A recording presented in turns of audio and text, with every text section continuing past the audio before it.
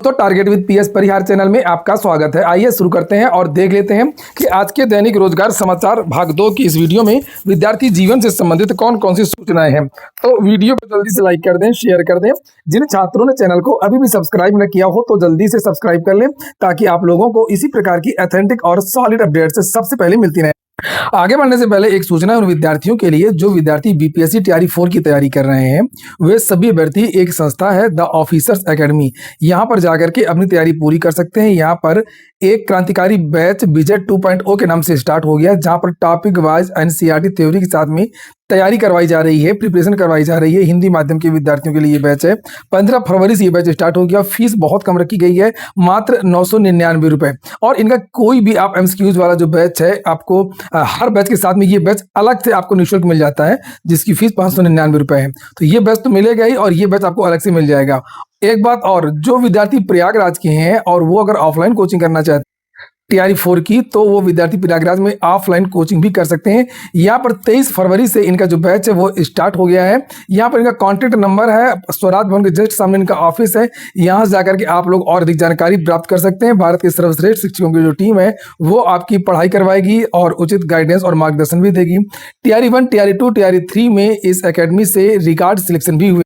चलिए बात कर लेते हैं सबसे पहले बीपीएससी तैयारी 4 की।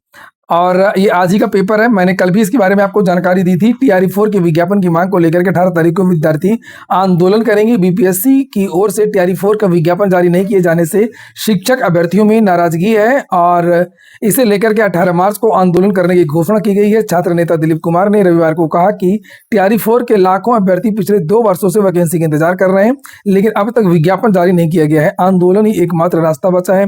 18 मार्च को पटना कॉलेज से बीपीएससी कार्यालय तक मार्च निकाला जाएगा।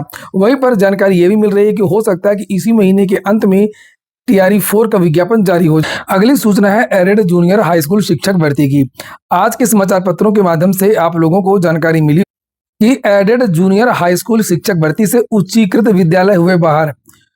तो इसका मतलब साफ ये है कि जिन विद्यालयों में भर्ती की जानी थी, लगभग 1507 पदों पर सहायक अध्यापकों की भर्ती होनी थी इन विद्यालयों में और लगभग 300 के आसपास प्रधानाचार्य की भर्ती थी। टोटल 1894 के आसपास भर्ती हो रही थी। तो इसमें पहले से ही पद कम कर दिए गए थे। आप लोगों ने सुना होगा कि टोटल पद जो 1894 पदों पर भर्ती होनी थी वो 1500 पर हो रही थी, यानी कि लगभग 1262 पदों पर यह भर्ती होने जा रही थी सहायक अध्यापकों के पदों पर। उसके बाद में ये जानकारी मिली कि इसमें भी कुछ विद्यालय ऐसे थे जो उच्चीकृत हो गए हैं, जो जूनियर से इंटर कॉलेज बन गए हैं। तो अब उन विद्यालयों को बाहर किया जाएगा। तो अब 1262 में भी पद कम हो सकते हैं। जानकारी ये भी मिल रही है कि इसमें पदों की संख्या काफी ज्यादा है। हो सकता है कि 1 या 2 दिन में इसका ऑफिशियल डाटा जारी कर दिया जाए। इससे विद्यार्थी चिंतित हैं कि आखिरकार इनमें विद्यार्थियों का क्या दोष है। जब कोई भर्ती लंबे समय तक चलती है तो उसमें इसी तरीके की गड़बड़ियां होती हैं। या तो पद धीरे धीरे समाप्त कर दिए जाते हैं, या भर्ती ही रद्द कर दी जाती है, या अध्याचन रद्द कर दिया जाता है, या जम करके भ्रष्टाचार हो जाता है। आप कटऑफ देख लीजिएगा, हर उस भर्ती का जिस भर्ती की प्रक्रिया पूरा होने में ज्यादा समय लगा है। जो भर्ती जितनी जल्दी कंप्लीट होती है उसमें भ्रष्टाचार की संभावना उतनी ही कम होती है। और यहाँ पर आप लोग देख सकते हैं अधिकारियों की मनमानी और गलती की वजह से अब ये सजा ये विद्यार्थी भुगत रहे हैं। एक तो 6 साल लग रहा है इनकी भर्ती कंप्लीट होने में। 2020-21 की ये भर्ती है, अभी तक ये भर्ती कंप्लीट नहीं हुई है और लगातार पद कम होते चले जा रहे हैं।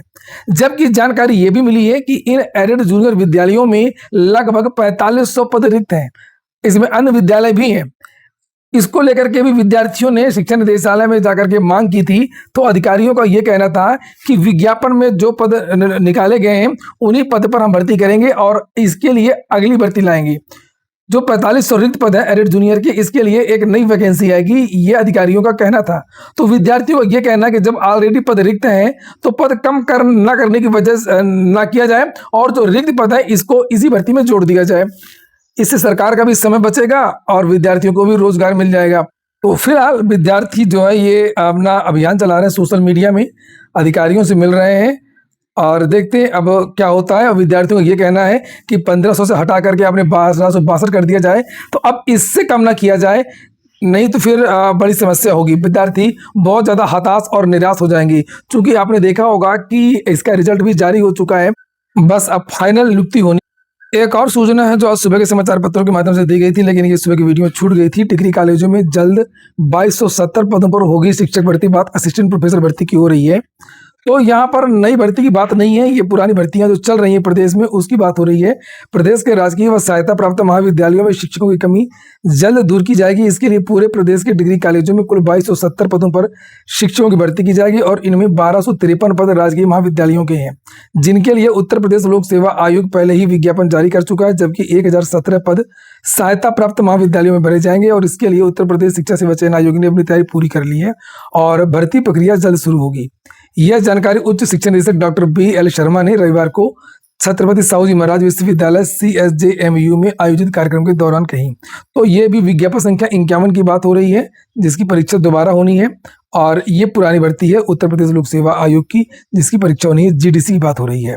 हालांकि इसके तुरंत बाद असिस्टेंट प्रोफेसर भर्ती की नई भर्ती का विज्ञापन भी आयोग जारी करेगा, लेकिन परीक्षा होने के बाद जारी करेगा। अगली सूचना है रोजगार मेले की और यहाँ पर लिखा है रोजगार मेले के लिए 84 कंपनियों की सहमति, 64,828 पदों पर मिलेगा मौका। तो जो विद्यार्थी संविदा पर नौकरी करना चाहते हैं उनके लिए एक खास खबर है और बड़ा मौका है। उत्तर प्रदेश कौशल विकास मिशन की ओर से इंदिरा गांधी प्रतिष्ठान में 18 मार्च को होने वाले रोजगार मेले के लिए रविवार शाम तक कंपनियों ने शामिल होने के लिए सहमति दे दी है और इन कंपनियों में 64,828 पदों पर भर्ती का लक्ष्य रखा गया है। और नीचे लिखा हुआ कि वेतन प्रतिमाह 10 से लेकर के 40,000 रुपए तक दिया जाएगा।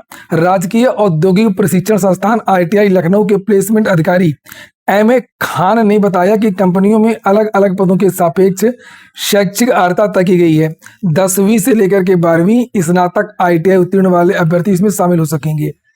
चयनित होने पर लखनऊ, हरिद्वार, सीतापुर, अयोध्या, गुजरात आदि अलग अलग जगहों पर तैनाती दी जाएगी और रोजगार मेले में automobile, electronics, insurance, sales and marketing, garment, manufacturing, banking, financial services and insurance, tourism and hospitality, health care, automotive, food industry, retail, fabrication, security services आदि सेक्टर की कंपनियां अपने यहाँ जॉब ऑफर करेंगी।